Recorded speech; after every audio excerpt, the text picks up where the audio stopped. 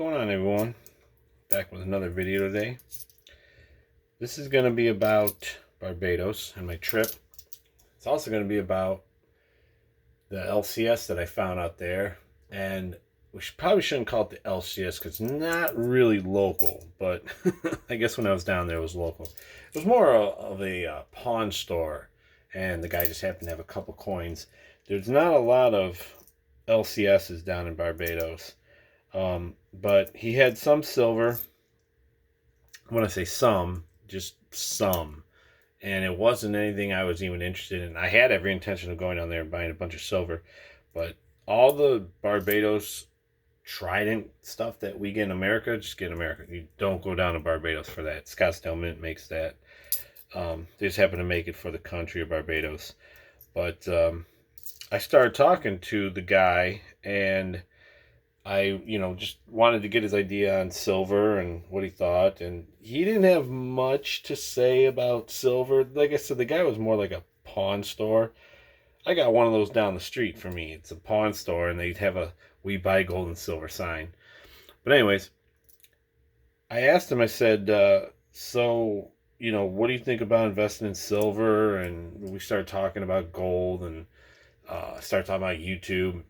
And we got on the topic of money. Now, I already knew the conversion rate between Barbados money and American money. It's 2 to 1. And don't go to your bank.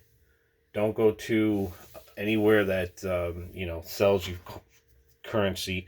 Just go there. Everything's 2 to 1. And bring American. They love American. And that's what I'm getting at. The LCS guy said that the greatest thing that he likes to invest in is the American dollar. And it is unbelievable how much people love American money in Barbados. They don't mess around. It's actually $1 gets you $1.98 of Barbados, but they just round it to 2 just because. And they love American money. The taxi, everything was 50 American. Not 100 Barbados, 50 American, 75 American. We gave a restaurant a bunch of Barbados money, and they gave us American change back. So that was kind of cool too.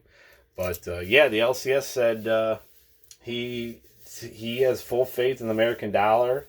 American dollar is strong. That's what they base their economy off of, is the American dollar. So pretty cool. I learned something new, and just thought I'd talk about it. I did pick up some Barbados money. They do have a little trident on it right there in the corner, and it's pretty sweet. This is the dollar. Yep, $1's got a flying fish.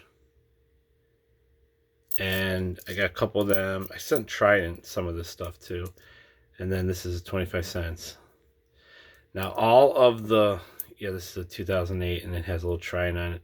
All of the bills that I had 50s, 20s, 10s. Those are awesome. Different colors, but we gave it all to the taxi driver. It was like all we had left, and we gave it to him. But anyways, a little bit of, I guess, not history, but I want to talk about Barbados a little bit. It's a little island in the Caribbean. It shouldn't actually exist. It does not match any of the other islands above it. First of all, South America is just down here. And Africa is way, way over to the west. All the islands that are above it to the northwest are part of a volcano chain that were formed. This is kind of off to the side. This shouldn't exist. This island existed because 2 plates came together and pushed up, and a bunch of plankton and microorganisms formed over 50 million years and built the island. So I saw a video on the whole thing when we went to we did a cave tour. That was pretty cool. But so the island was discovered by the British in the 1600s, and they found that it has an incredible growing season. Sugarcane, which became the main crop, but it also had tobacco. It had some other things, and the British came and were like, we just want this island for sugarcane, and they colonized it. And they actually built, instead of cities or states or towns, there's parishes. See how it says Christ Church, St. George, St. Michael, St. Philip, there's St. Thomas. These are called parishes. And every one of these parishes has a church, which is still there today. I have pictures of all these churches from the 1600s. That's pretty cool. The dark side of this island is that it was turned into a slave colony, and every parish had plantations with, slave owner and slaves. And this whole entire island, they figured out that they didn't need to be bothered with the tobacco or anything. They turned it into sugarcane. They grew sugarcane. And they used windmills to grind up, no electricity, and to grind up the sugarcane. And they made it into molasses and stuff like that, and would ship it out. Then they started turning it into rum.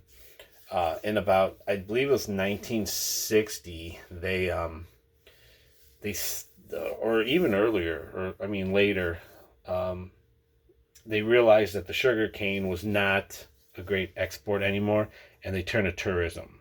And this country makes money off tourism. And it should, because it's an amazing country. 80 plus degrees all year round. They get just enough rain to keep everything green. But yeah, I was fascinated. Now they do still grow sugarcane, because we went to St. Nicholas Abbey. Now this is still there. This is a plantation house. This house is still there, built in some ridiculous 1658. And that house is still there. You can walk through it. That's awesome. It's actually a rum refinery now. We went in and they did a rum sampling, and we got to see it barreled, where they pour the rum in the barrels, and then from the barrels they pour it in the bottles. But this was awesome. There's also a steam train too, because at one time they had a train that went down this side of the island, and part of that train is still there. It's way up here at St. Lucie. It's called Cherry Tree Hill. The Cherry Tree Hill had some cherry trees that they got rid of, and they're mahogany trees. But just thought I would talk about this island. We were over here. The crane was on this side. Now this side is a quiet part of the island. Very quiet. Rough waves. These waves are rough. If you want to be more kind of like the better waves, is on this side of the island. Calmer.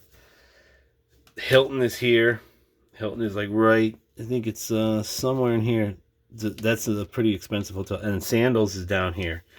But this is like the main part of the town, the island. This is with all the shopping, the government buildings are there, the malls, stuff like that. The rest of it is just all nothing but sugar cane and countryside. But yeah, we would take a taxi every day from here past the airport, and then we ate here at Oyston's. There's a little thing down here called the Gap, St. Lawrence Gap. We ate down here somewhere. There's a bunch of restaurants down there. But very fun. Super fun. If anyone wants to ask me any questions, I can ask me in the comments. I'll see if I can answer it. I actually went to Barbados because I have one of my best friends. He was in my wedding. He recommended that we go, and because his mom lives down there. She lives in Rock Hall, St. Thomas, right here, and she still lives there to this date. So went, enjoyed it. It was great. Everything was fun. Definitely recommend it. I know a lot of cruise ships go down here and they dock. They dock somewhere over here, because I saw that when I went on the catamaran. Somewhere here is where the dock is. And you could get off the ship and you could tour the island if you want. I highly recommend, if you do, take a trip down here, do the Safari Island Adventure.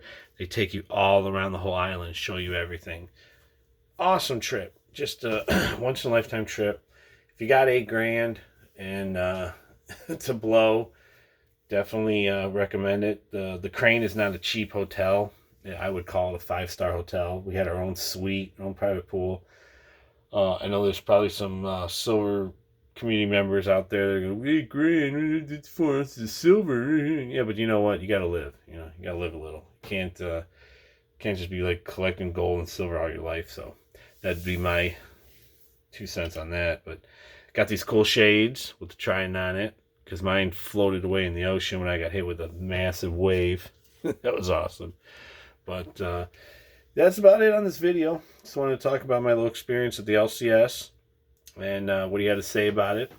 And don't forget, I'm not a financial advisor, just a famous YouTuber.